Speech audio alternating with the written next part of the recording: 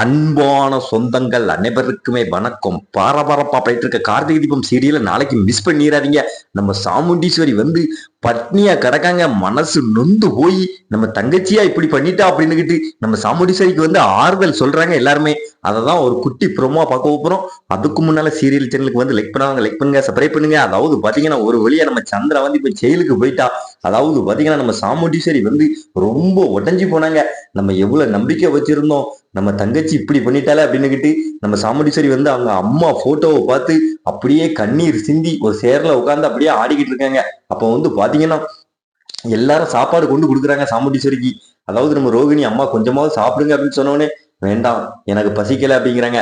அதுக்கு அடுத்து பாத்தீங்கன்னா எல்லாரும் சொல்றாங்க சாமுண்டீஸ்வரி அவன் மேல எவ்வளவு நம்பிக்கை வச்சிருந்தா, ஆனா அந்த சந்திரா பண்ண திருட்டுத்தனம் எல்லாம் தெரிஞ்சவனே எப்படி உடஞ்சி போனா அப்படின்னு சொன்னவனே அம்மா வந்து இப்படி இருக்காங்க, நமக்கு வேதனையா இருக்கு அப்படின்னு சொல்லிட்டு நம்ம ரேவதியும் அப்படியே நொந்து போயிருக்காங்க அவங்க சாமுண்டீஸ்வரி நினைச்சு. அதாவது நம்ம கார்த்திக் வந்து நீ எதுக்கு ஒரு மாதிரி இருக்கு அப்படின்னு சொன்னோடனே அம்மா உடஞ்சி போயிருக்காங்க. அதை பாக்குறதுக்கு எனக்கே கஷ்டமா இருக்கு.